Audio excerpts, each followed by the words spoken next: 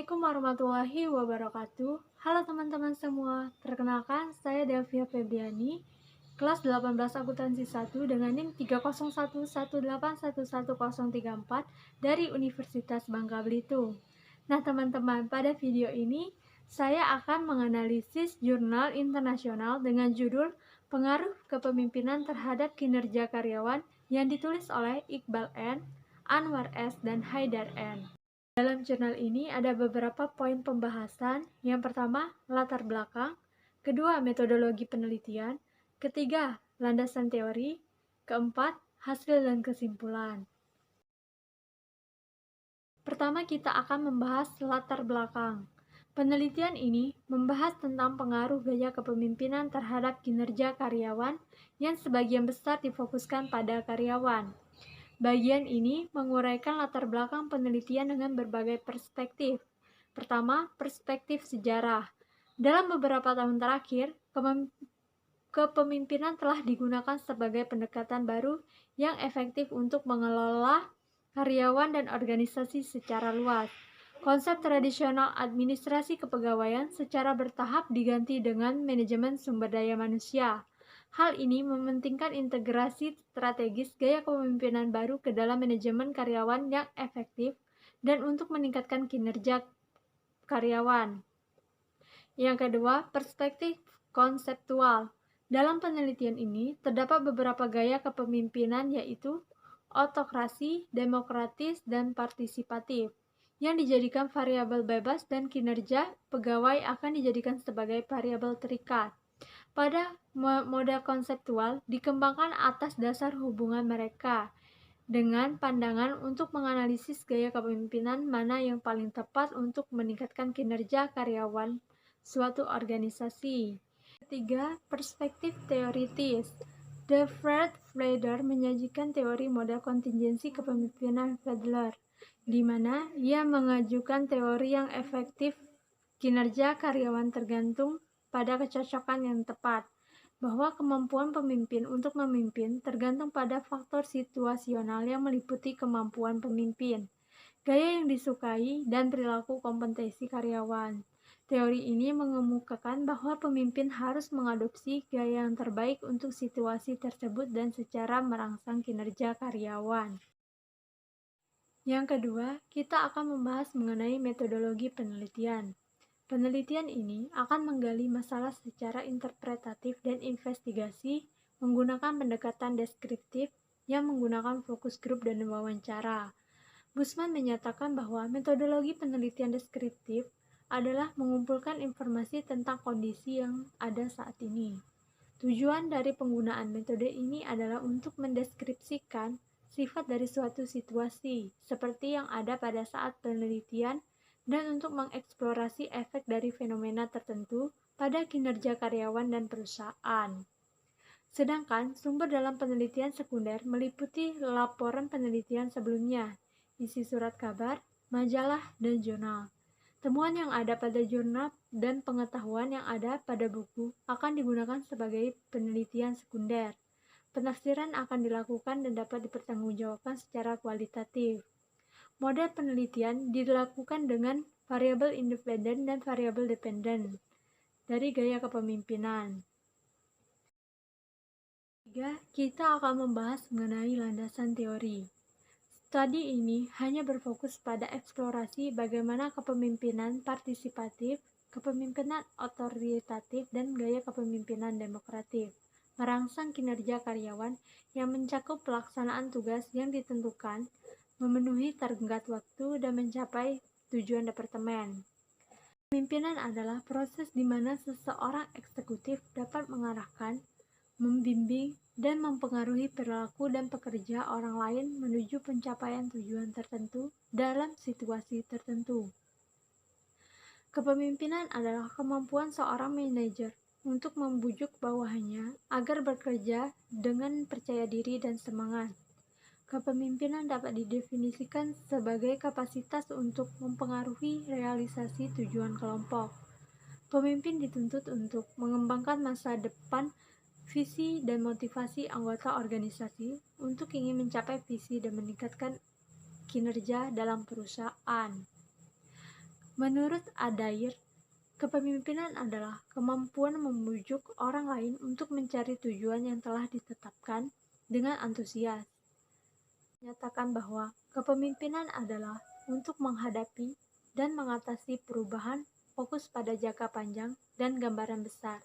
Tidak selalu melakukan untuk mengamankan dirinya sendiri pada kenyataannya, untuk mengambil resiko dan berkonsentrasi pada orang dan nilai-nilai mereka, bukan hanya pada intinya.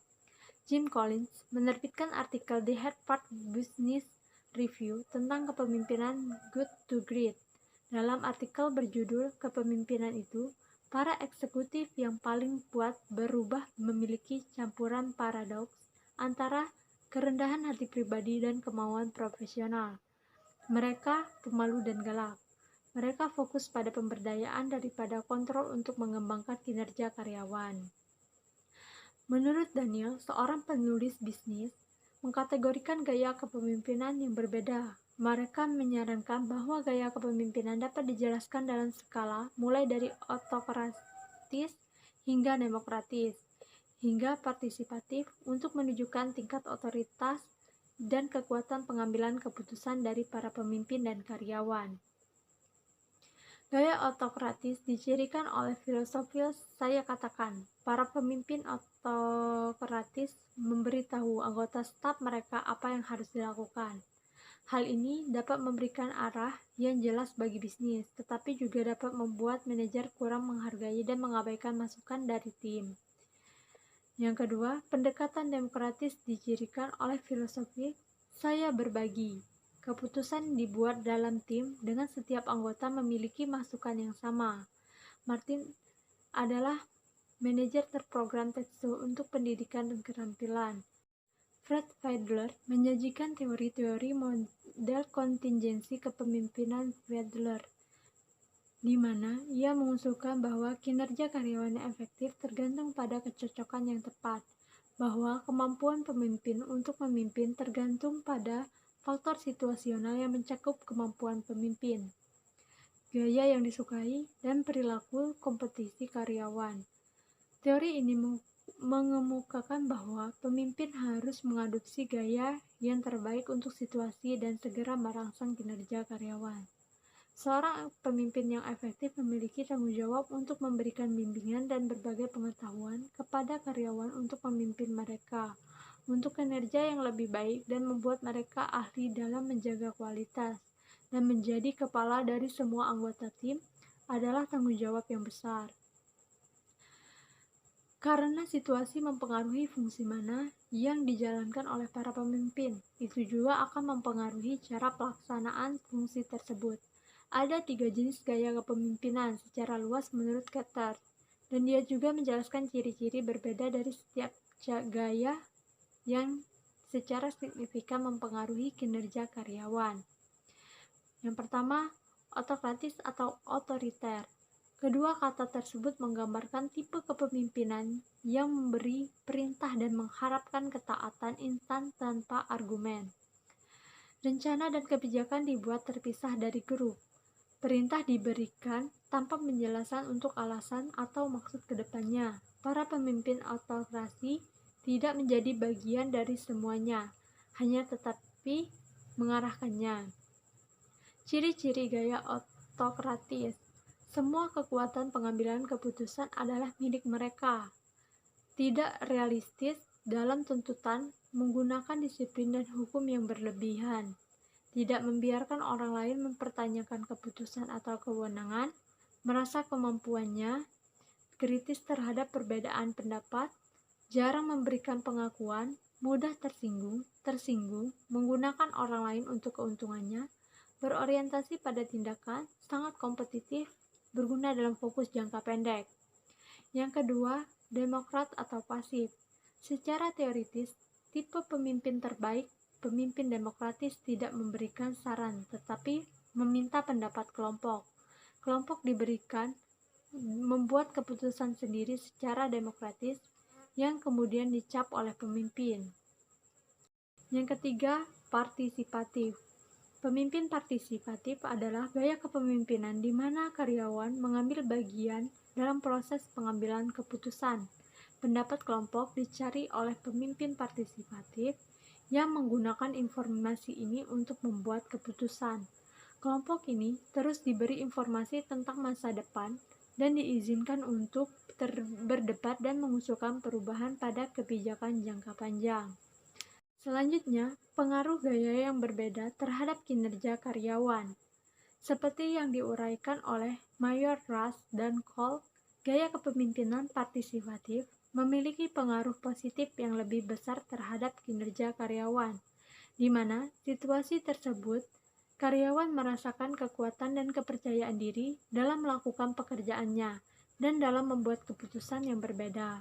Dan dalam gaya autokrasi, pemimpin hanya memiliki kewenangan untuk mengambil keputusan, di mana karyawan merasa inferior dalam melakukan pekerjaan dan keputusan.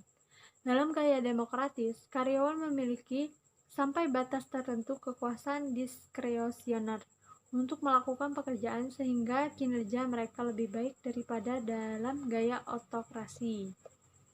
Gaya kepemimpinan memiliki pengaruh yang signifikan dan substansial dalam bisnis kecil dan juga di perusahaan besar di dunia.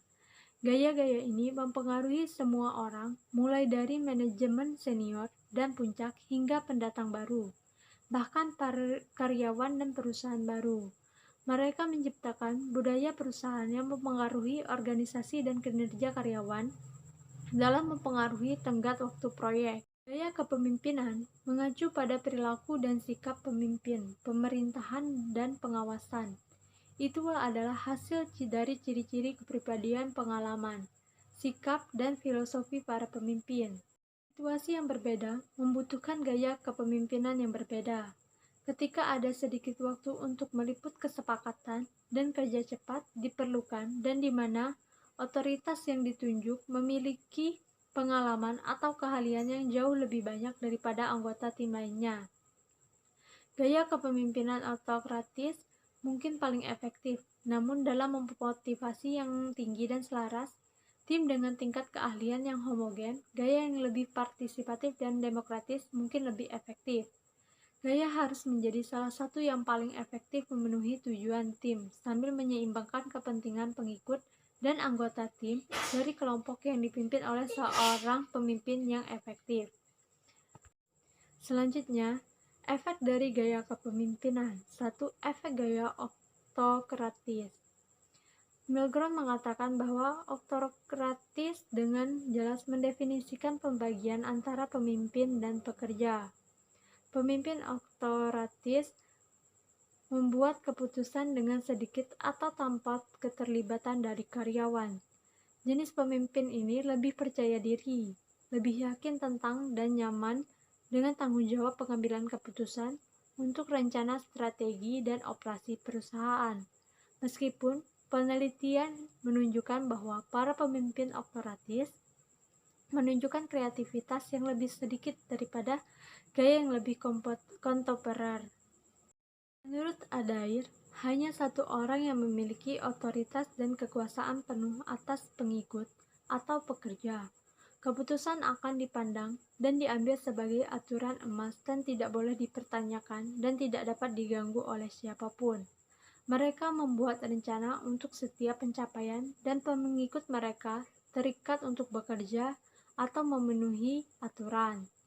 Menurut Dawson, menyatakan bahwa gaya autokrasi dapat menunjukkan hasil yang bagus dalam waktu singkat. Namun penggunaan kewenangan yang berlebihan akan mengganggu produktivitas dalam jangka panjang. Orang menjadi bosan dan tidak puas dan pergi atau jatuh ke dalam malaise dari tugas-tugas yang berulang-ulang tanpa kreativitas dan inovasi. Dan singkatnya menjadi kehilangan motivasi. Menurut Henneman dan Gresham, di bawah gaya kepemimpinan otoritas, semua kekuatan pengambilan keputusan terpusat dan tetap di tangan para pemimpin, setiap halnya ditraktor. Para pemimpin ini tidak menerima saran dan inisiatif dari para pengikut. Belum berhasil karena tidak memberikan motivasi yang kuat kepada pengelola dan karyawan. Gaya ini memungkinkan pengambilan keputusan yang cepat.